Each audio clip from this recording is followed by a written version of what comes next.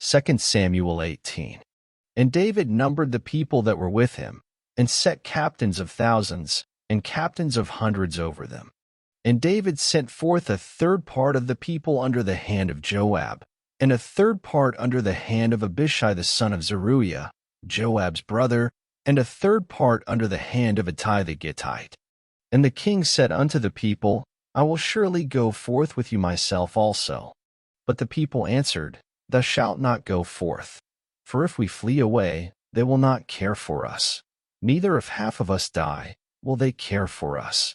But now thou art worth 10,000 of us. Therefore now it is better that thou succor us out of the city. And the king said unto them, What seemeth you best I will do. And the king stood by the gate's side, and all the people came out by hundreds and by thousands. And the king commanded Joab and Abishai and Ittai, saying, Deal gently for my sake with the young man, even with Absalom. And all the people heard when the king gave all the captains charge concerning Absalom. So the people went out into the field against Israel, and the battle was in the wood of Ephraim, where the people of Israel were slain before the servants of David, and there was there a great slaughter that day of 20,000 men. For the battle was there scattered over the face of all the country, and the wood devoured more people that day than the sword devoured. And Absalom met the servants of David. And Absalom rode upon a mule, and the mule went under the thick boughs of a great oak, and his head caught hold of the oak, and he was taken up between the heaven and the earth, and the mule that was under him went away.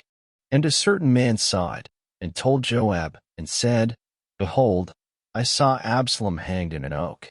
And Joab said unto the man that told him, And, behold, thou sawest him, and why didst thou not smite him there to the ground? And I would have given thee 10 shekels of silver, and a girdle. And the man said unto Joab, Though I should receive 1,000 shekels of silver in mine hand, yet would I not put forth mine hand against the king's son. For in our hearing the king charged thee and Abishai and Ittai, saying, Beware that none touch the young man Absalom. Otherwise I should have wrought falsehood against mine own life. For there is no matter hid from the king, and thou thyself wouldest have set thyself against me. Then said Joab, I may not tarry thus with thee. And he took 3 darts in his hand, and thrust them through the heart of Absalom, while he was yet alive in the midst of the oak. And 10 young men that bare Joab's armor compassed about and smote Absalom, and slew him. And Joab blew the trumpet, and the people returned from pursuing after Israel, for Joab held back the people. And they took Absalom, and cast him into a great pit in the wood, and laid a very great heap of stones upon him. And all Israel fled, every one to his tent. Now Absalom in his lifetime had taken and reared up for himself a pillar, which is in the king's dale. For he said, I have no son to keep my name in remembrance. And he called the pillar after his own name, and it is called unto this day Absalom's place. Then said Ahimaaz the son of Zadok, Let me now run, and bear the king tidings, how that the Lord hath avenged him of his enemies. And Joab said unto him, Thou shalt not bear tidings this day, but thou shalt bear tidings another day. But this day thou shalt bear no tidings, because the king's son is dead. Then said Joab to Cushi, Go tell the king what thou hast seen. And Cushi bowed himself unto Joab, and ran. Then said Ahimaaz the son of Zadok yet again to Joab, But howsoever, let me, I pray thee, also run after Cushi. And Joab said, Wherefore wilt thou run, my son, seeing that thou hast no tidings ready? But howsoever, said he, let me run. And he said unto him, Run. Then Ahimaaz ran by the way of the plain, and overran Cushi. And David sat between the 2 gates, and the watchman went up to the roof over the gate under the wall, and lifted up his eyes, and looked, and behold a man running alone. And the watchman cried, and told the king. And the king said, If he be alone, there is tidings in his mouth. And he came apace, and drew near. And the watchman saw another man running. And the watchman called unto the porter, and said, Behold another man running alone. And the king said, He also bringeth tidings. And the watchman said, Methink the running of the foremost is like the running of Ahimaaz the son of Zadok. And the king said, He is a good man, and cometh with good tidings.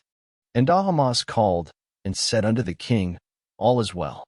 And he fell down to the earth upon his face before the king, and said, Blessed be the Lord thy God, which hath delivered up the men that lifted up their hand against my lord the king. And the king said, Is the young man Absalom safe? And Ahimaaz answered, When Joab sent the king's servant, and me thy servant, I saw a great tumult, but I knew not what it was. And the king said unto him, Turn aside, and stand here. And he turned aside, and stood still.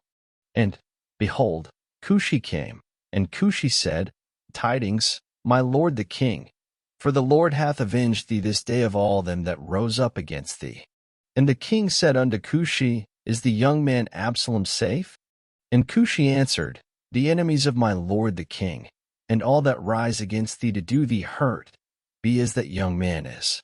And the king was much moved, and went up to the chamber over the gate, and wept. And as he went, thus he said, O my son Absalom, my son Absalom, would God I had died for thee, O Absalom, my son, my son.